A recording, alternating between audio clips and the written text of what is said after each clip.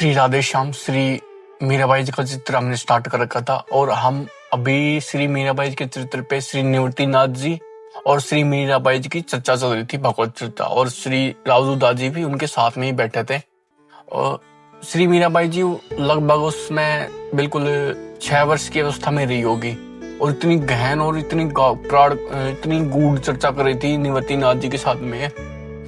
संत श्री निवृत्तिनाथ जी भी मतलब कि सोच में पड़ गए थे कि यार मतलब 6 वर्ष की अवस्था में इतनी उच्च कोटि का ज्ञान, इतनी उच्च कोटि की भक्ति कैसे हो सकती है। तो चर्चा चल रही थी। हम आगे के पार्ट में स्टार्ट कर रहे हैं कि आगे क्या क्वेश्चन किया, क्या प्रश्न किया मीराबाई जी ने, आगे श्री निवृत्तिनाथ जी ने क्या उत्तर दिया। तो हम शुरू कर रहे हैं। क्या आपने उसे देखा है महाराज, मतलब भगवान के बारे में बोल रहा, क्या आपने उसने भगवान को देखा है। मीरा ने जैसे संपन्न से जागते हुए पूछा। मैं अपने को जान गया हूँ, योगी श्री निवृत्तिनाथ जी ने कहा। कर्मों के संस्कारों की भिन्नता के कारण मन की रुचियां भिन्न होती हैं। उससे जानने देखने के लिए अनेक विद्या शास्त्र ने बताई हैं, जैसे योग, कर्म, ज्ञान और भक्ति। किसी भी विधि से उसे जानना और पाया जा सकता है। मैं योगी हूँ, मेरी रुचि योग में है, अतः उसके माध्यम से जाना है।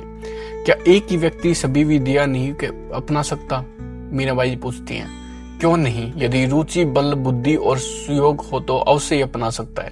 पर मेरा अपना मत है कि ये एक ही विधि अपना कर चले, तब भी चरम पर पहुंचकर अपनी विद्या एक हो जाती है। भक्ति में क्या मुख्य बात है। क्वेश्चन।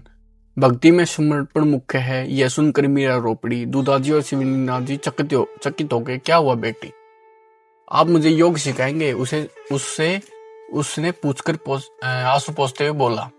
यदि सुयोग मिला तो अवश्य प्रयत्न करूंगा, किंतु तुम तो भक्ति मार्ग बिना जाने कैसे समर्पण हो। कोई तो कहे कि मैंने देखा है। तुमने बद्रीनाथ धाम देखा है? नहीं, किंतु जिन्होंने देखा है उस व्यक्ति से मैंने सुना है कि वे आंखों से देखकर आए हैं।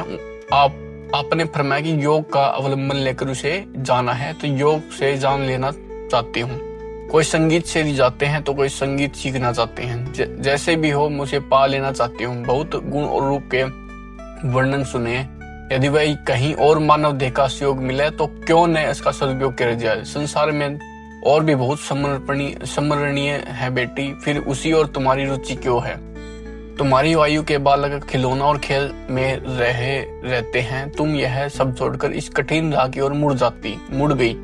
इसलिए कि महाराज सबका कहना है कि मानव देह सहज नहीं मिलती और उसे पाने के लिए योग उसी देह से बन पाता है। और जब श्रेष्ठ को पा सकते हैं तो हल्की वस्तु से स्वयं को बहलाया क्यों जाए। मुझे लेना देना पूरा ही अच्छा लगता है, थोड़ा थोड़ा मन की नहीं बाता। जिसे पाने और जानने के बाद कुछ भी पाना जानना बाकी नहीं रहता, उसी के लिए प्रयत्न करना उचित जान पड़ता है। सुना है कि किसी संत ने उसे भगवत विग्रह प्राप्त किया है और तुम उसकी पूजा अर्चना करती हो, सो क्या समझकर। संजय ने कहा कि एक मूर्ति प्रतीक है जो सूत्र है, वह उसमें भी है। पूजा मुझे अच्छी लगती है। शास्त्रों में सुने वर्णन के आधार पर मैं कल्पना करती हूँ कि वह कैसा है। बाबोसा का कहना है कि यह कल्पना संसार पास से छुड़ा देती है। जगत की कल्पना जगत से बनती है और उनकी कल्पना उनसे बांधती है। मुझे तो वह रूप जिसकी कल्पना मैं करती हूँ अच्छा लगता है। मैं मूलतः उसे जानना समझना चाहती हूँ। मेड़ता के रनिवास में स्त्रियों को कहते सुनते हुए सुना है कि मैंने कि किसने देखा है भगवान को। मरने के बाद क्या होता है सो किसने जाना है। कौन आकर कहता है कि यह हुआ क्या और कैसे हुआ। संसार में रहकर खा पी कर मौज करो, ये क्वेश्चन सबका ही रहता है। और बाद की कौन जाने। कल्पना के भगवान या स्वर्ग के पीछे संसार की आंखों देखी मस्ती क्यों खोई। उनकी बातों ने जिज्ञासा जगाती कि महाराज की वह क्या है, कैसा है भी या नहीं, तो पाने के लिए क्या उपाय, आदि आदि। योगी श्री निवृत्तिनाथ जी ने दूधाजी को बताया कि पुष्कर जा रहे हैं। डाकोर से लौटकर आने तक यदि पुष्कर रहे तो मेड़ता कर उससे मीरा को योग की शिक्षा देंगे। उसकी बुद्धि और धारणा शक्ति अलौकिक है। किसी भी गुरु को उसे शिक्षा देते उसे प्रसन्नता होगी। आगे श्री मीराबाई जी योग और संगीत की शिक्षा ग्रहण करती है। बाकी शेष चर्चा आगे। श्री राधे श्याम।